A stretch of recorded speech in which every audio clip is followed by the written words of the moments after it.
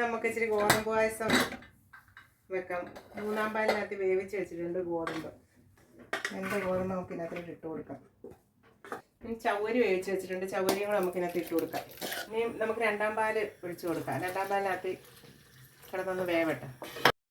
ചവ്വരിയും ഗോതമ്പും 2-ാം പാലിൽ ഒഴിച്ച് നമ്മൾ തിളയ്ക്കാൻ വെച്ചേക്കും. അത് കഴിഞ്ഞ് നമുക്ക് ശർക്കര ഉരുക്കിയത് ഒഴിച്ച് കൊടുക്കാം. ഇതൊന്ന് തിളക്കട്ടെ. നമ്മൾ 4 മണിക്കൂർ വെള്ളത്തിൽ കുതിർത്ത ഗോതമ്പായത് കേട്ടോ. എന്നിട്ടാണ് കുക്കറിൽ 5 വിസിലടുപ്പിക്കുന്നത്. എങ്കിൽ ഗോതമ്പ് വേവാൻ താമസം എടുക്കും. നമുക്കിനിയും ആവശ്യത്തിന് ശർക്കരപ്പാനി ഒഴിച്ച് കൊടുക്കാം. ഇനി മധുരം ഉണ്ടോ നോക്കിയിട്ട് പിന്നെ നമുക്ക് വേണമെങ്കിൽ കുറച്ചുകൂടെ ഒഴിച്ച് കൊടുക്കാം. എന്നിട്ട് ഈ ഗോതമ്പും തേങ്ങാപ്പാലും ശർക്കരയും എല്ലാം കൂടെ ഒന്ന് നല്ലപോലെ തിളച്ച് ഗോതമ്പിനകത്ത് മധുരമൊക്കെ ഇങ്ങനെ പിടിക്കണം.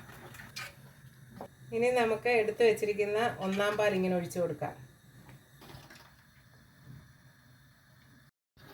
ഇനി നമുക്ക് കണ്ടൻസ്ഡ് മിൽക്ക് ഒഴിച്ചു കൊടുക്കാം. ഇച്ചിരി തേങ്ങാക്കൊത്തും അണ്ടിപ്പരിപ്പും എല്ലാം കൂടെ വറുത്തിടാം. അരിഞ്ഞ് വെച്ചിരിക്കുന്ന തേങ്ങാക്കൊത്ത് ഇട്ട് കൊടുക്കാം. നമുക്ക്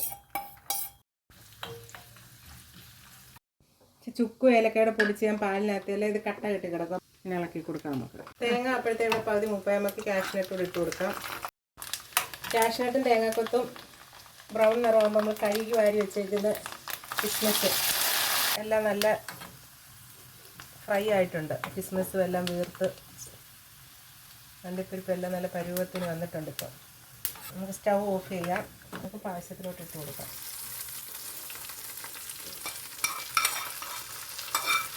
അങ്ങനെ നമ്മുടെ ഗോതമ്പ് പായസം ഇവിടെ റെഡി ആയിരിക്കുന്നു.